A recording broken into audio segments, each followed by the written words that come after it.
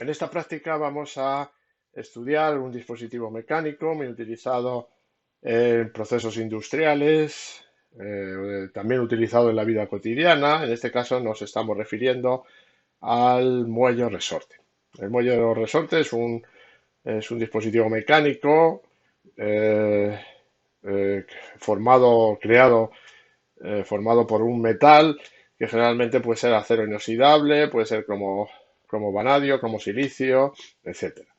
Puede tener distintas formas, así podemos encontrarnos con muelles planos, en espiral, helicoidales, etcétera. El muelle es un dispositivo que se conoce desde tiempos prehistóricos, pero cuyo auge empezó en el año a partir del 1600 con la introducción o con su introducción en los relojes.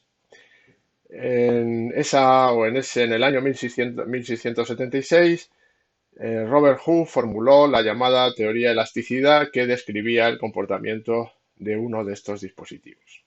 En la práctica vamos a empezar estudiando el fundamento teórico, es decir, la famosa ley de elasticidad, y luego veremos cómo tenemos que realizar la práctica, cómo realizar la representación gráfica de los datos que obtengamos y cómo a partir de esos datos obtener la constante elástica del muelle. La práctica de hoy vamos a estudiar el muelle. El muelle o resorte es un dispositivo mecánico que se utiliza en la industria, se utiliza en dispositivos mecánicos, en la amortiguación de coches, etc. El muelle sigue una ley o se describe mediante una ley física, que es la ley de Hooke, que es sobre la cual vamos a trabajar a lo largo de esta práctica.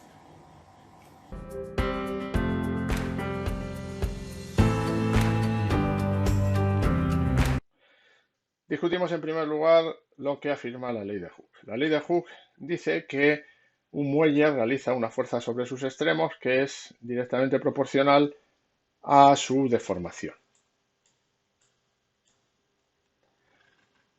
En el caso que tenemos en la figura, que sería de un muelle unido a una masa y por otro lado a un punto fijo, y la masa apoyando sobre el suelo sin rozamiento, tenemos que al estar el muelle en su longitud sin estirar, lo que hemos llamado la longitud natural, no realizaría ninguna fuerza.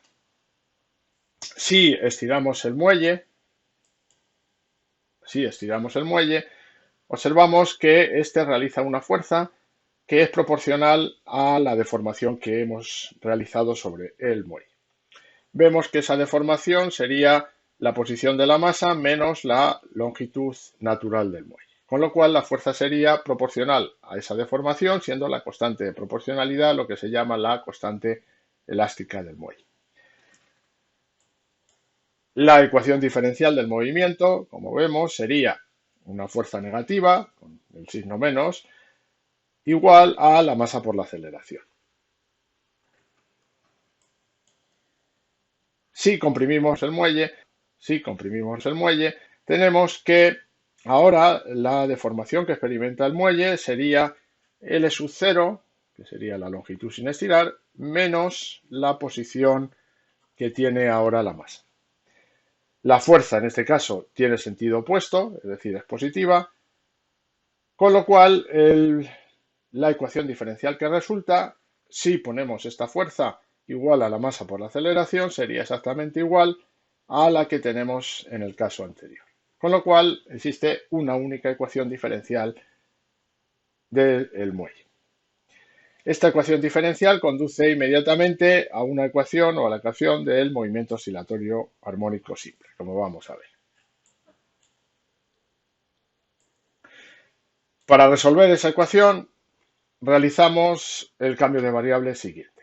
Definimos la elongación, es decir, lo que el muelle se ha estirado respecto de su longitud natural, y introduciendo esa nueva variable en la ecuación anterior llegamos a exactamente la ecuación del oscilador armónico simple. La ecuación del oscilador armónico simple, que es esta que aparece aquí debajo. La ecuación del oscilador armónico simple introduce lo que se conoce con el nombre de frecuencia angular. La frecuencia angular sería o el cuadrado de la frecuencia angular sería el término que multiplica a la variable s, con lo cual sería o tendría el valor que vemos aquí, que sería la raíz de la constante elástica partido de la masa que está unida al muelle. Esa frecuencia angular está relacionada con el tiempo que tarda en realizar una oscilación. La frecuencia angular es directamente proporcional a la frecuencia del movimiento y la frecuencia del movimiento es inversamente proporcional al periodo o al tiempo que tarda en realizar una oscilación completa. De esta manera, con la ecuación que tenemos aquí, vamos a obtener la constante elástica como describiremos en transparencias posteriores. La solución a esta ecuación diferencial es una ecuación seno, coseno o suma de ambas. Podemos elegir cualquiera de las tres.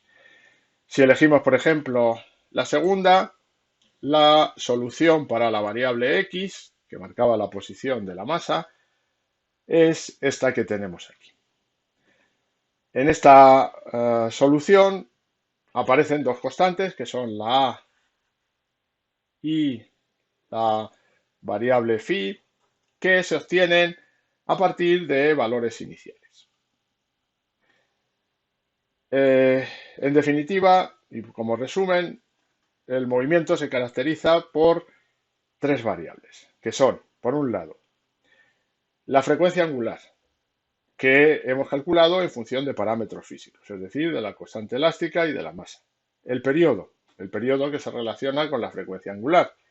Y por último, la posición que oscila, la posición de la masa que oscila entre dos valores, que son L sub 0 más A y L sub 0 menos A, correspondiente a los valores extremos de la función seno. A la constante A se le llama amplitud. ¿Qué pasaría si suspendemos ahora el muelle del techo de un edificio y del otro extremo del muelle colgamos la partícula? La situación sería la que muestra en la figura y ahora nos encontramos con que actúa una fuerza adicional sobre el sistema. Esa fuerza adicional sería la debida al campo gravitatorio. Esa fuerza sería el peso. El sistema adoptaría una nueva posición de equilibrio que vendría dada por aquella en la cual la fuerza elástica del muelle se iguala a el peso que actúa sobre la masa. Desde el punto de vista dinámico, la ecuación de movimiento ahora es diferente. Por un lado tenemos la fuerza elástica, por otro lado tenemos el peso y eso sería igual a la masa por la aceleración. Para resolver esta ecuación procedemos a realizar un cambio de variable. El cambio de variable que hacemos ahora sería el que aparece en la figura.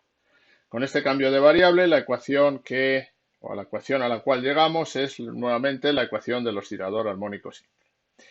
Esta ecuación del oscilador armónico simple, como ya dijimos, tiene como solución pues, una función seno o una función coseno.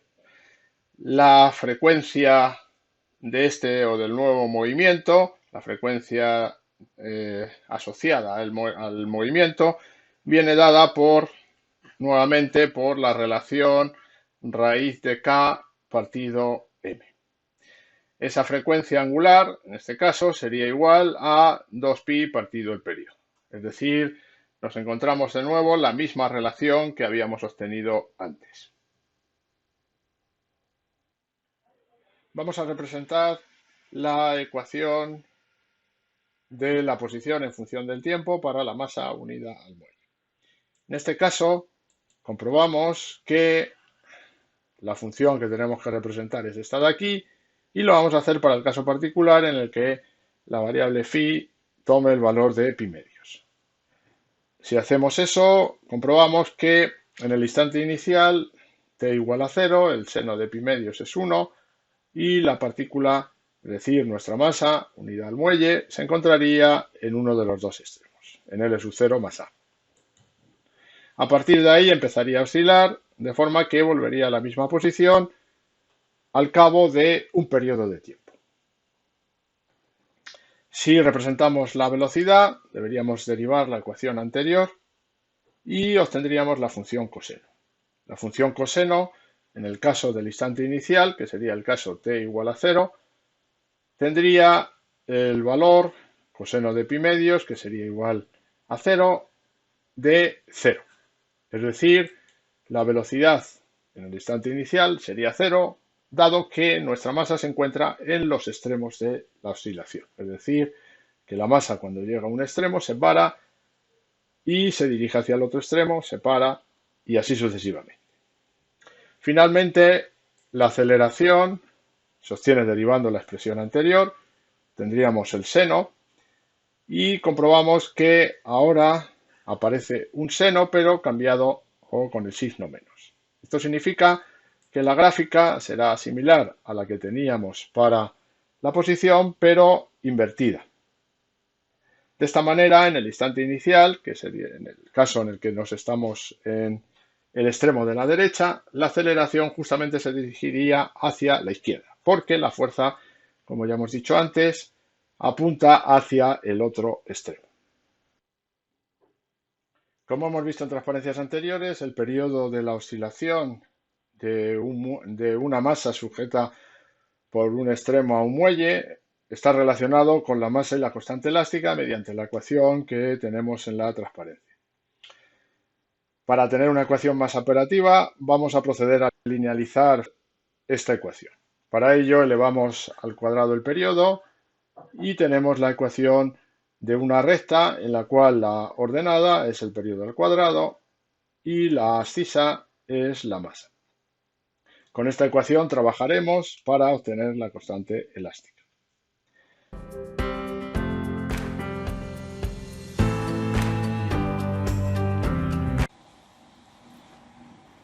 Contamos en primer lugar los distintos elementos que vamos a utilizar en nuestra práctica. Tenemos un soporte fijo del cual vamos a sujetar un gancho que no se moverá durante toda la práctica. Tenemos también un muelle, que es este que tenemos aquí. Tenemos también un portapesas, que es este que tenemos aquí, y diferentes pesas de distintos valores. Tenemos también un cronómetro que nos permitirá medir una serie de tiempos. El dispositivo que tenemos en el laboratorio para realizar la práctica es el siguiente. El dispositivo consta de un soporte con un gancho del cual colgaremos un muelle. De este muelle, por el otro extremo, suspenderemos un portapesas. De este portapesas colocaremos diferentes masas. Vamos a colocar los distintos elementos para realizar la práctica. Tenemos en primer lugar que situar el muelle de nuestro gancho de esta manera. Una vez que hemos situado el muelle colgando de uno de los extremos, sujetamos el portapesas del otro extremo. De esta manera. Con lo cual estamos ya preparados para realizar la práctica. Al colocar las masas, procederemos a separarlo de su posición de equilibrio para que realice oscilaciones. Las oscilaciones no deben ser muy grandes para que el modelo de elasticidad sea completamente válido. Una vez que realizamos o tenemos esas oscilaciones, procedemos a medir el periodo. El periodo es el tiempo de una oscilación completa. Para ello, si nos fijamos en la posición en que la masa está en su punto más bajo, procederemos a cronometrar el tiempo que tarda en subir y volver a esa posición. Como suele ser un tiempo muy pequeño, lo que haremos en realidad es medir el tiempo de un determinado número de oscilaciones. Una vez que tengamos ese tiempo de un determinado número de oscilaciones, lo dividiremos por las oscilaciones que ha realizado y así obtendremos el periodo. De esta manera tendremos una relación entre nuestros datos de masa y entre nuestros datos de periodo. de esa relación podremos obtener la constante elástica. Una vez montado nuestro dispositivo, colocamos una serie de masas en el soporte.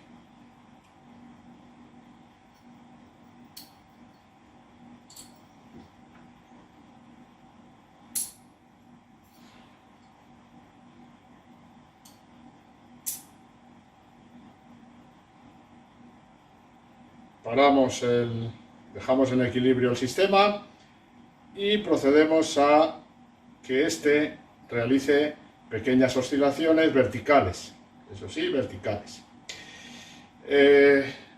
La teoría afirma que la constante elástica del muelle está relacionada con el periodo de las oscilaciones que está describiendo el muelle. De acuerdo con esto, debemos medir el tiempo de distintas oscilaciones para luego obtener esa constante elástica. El proceso de toma de datos consiste en lo siguiente. Una vez que hemos colocado una masa, la hemos puesto a oscilar, procedemos a medir el tiempo que tarda en realizar un determinado número de oscilaciones. Vamos a suponer, por ejemplo, que ese número es de 10 oscilaciones. Es decir, cronometramos el tiempo que tarda en subir y volver a la posición inicial 10 veces. Ese tiempo, para obtener un periodo, lo tenemos que dividir entre 10. Es decir, el número de oscilaciones que ha realizado nuestro muelle. Evidentemente vamos a tener un error estadístico, con lo cual lo mejor es repetir el proceso. Repetir el proceso, por ejemplo, 3 o 4 veces. Si repetimos el proceso 3 o 4 veces, procedemos luego, a continuación, a calcular el valor del periodo promedio obtenido. Una vez que tenemos el valor del periodo promedio obtenido, lo elevamos al cuadrado y ya tenemos un valor del periodo al cuadrado que se asocia a la masa que hemos suspendido del muelle.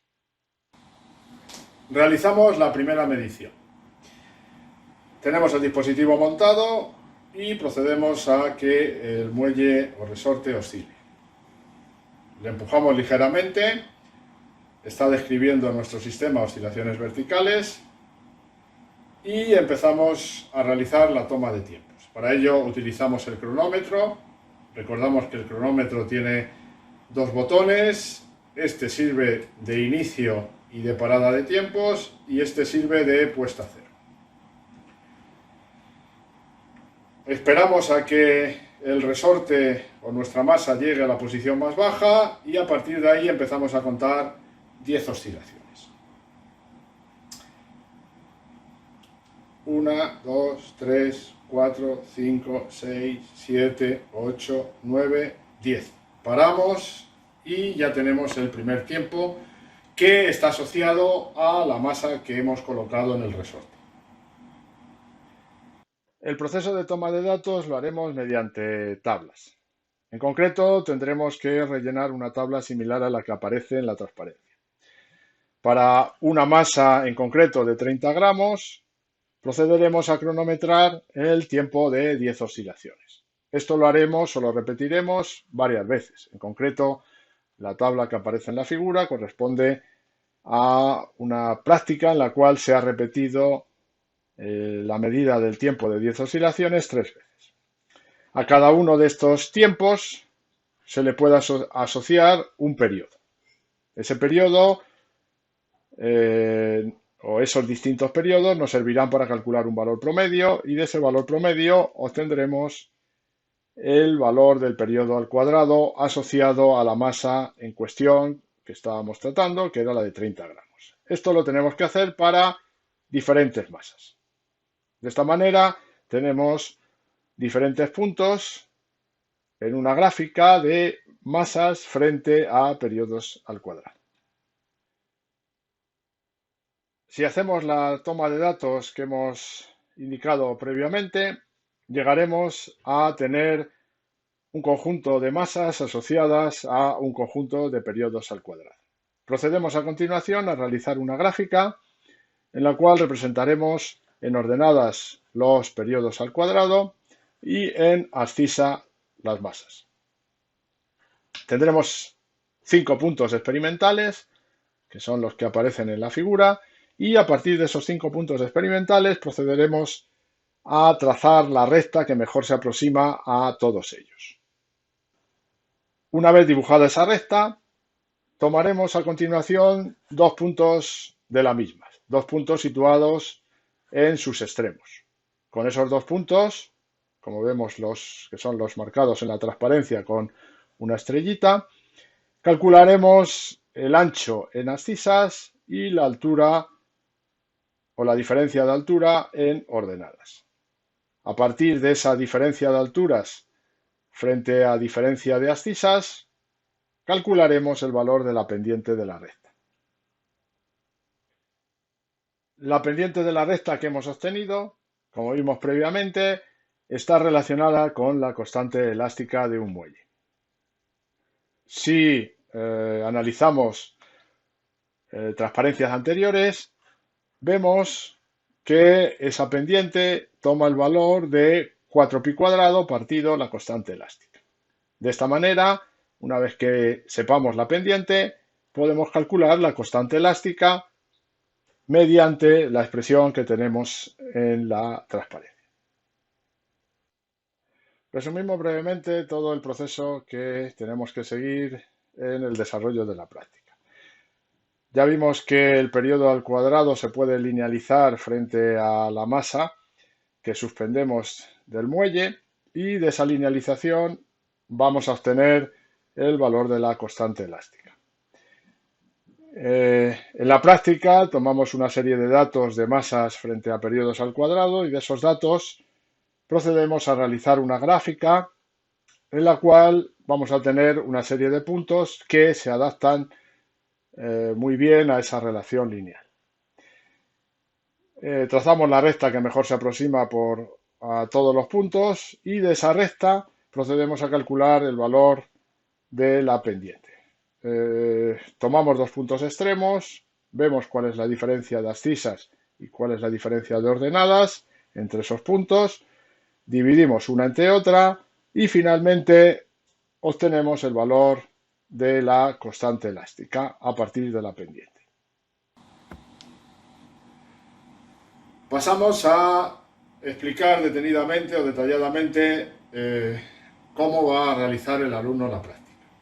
En primer lugar, tendrá que colocar en el portapesas una masa de 20 gramos, es decir, en total 30 gramos, y para esta masa de 30 gramos medirá el tiempo de 10 oscilaciones.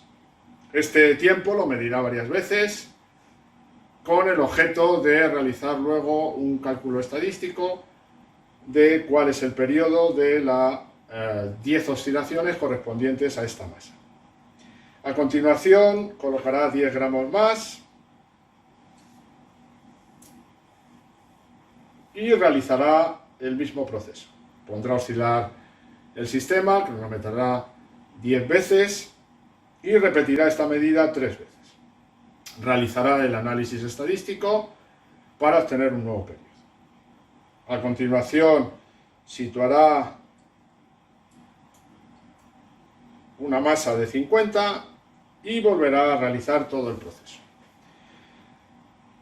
Seguirá poniendo masas. Ahora a continuación, si ya tenemos aquí 50 gramos, tendremos que poner 60 gramos. Para poner 60 gramos necesitamos quitar las masas pequeñas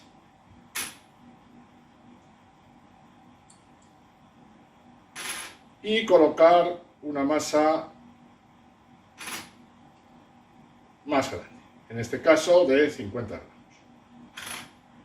Esta pesa. Tenemos ya sobre nuestro muelle, o oscilando de nuestro muelle, 60 gramos. Finalmente ponemos una última masa de 10 gramos y procedemos de nuevo a que nuestro sistema oscile, a cronometrar el tiempo de 10 oscilaciones, realizar esta medida varias veces y hacer un cálculo estadístico para saber cuál es el periodo correspondiente a esta masa que hemos colocado. Una vez que hemos hecho esto, deberemos hacer una gráfica de periodos al cuadrado frente a masas que hemos suspendido de nuestro soporte. Con esta gráfica obtendremos la constante elástica del muelle.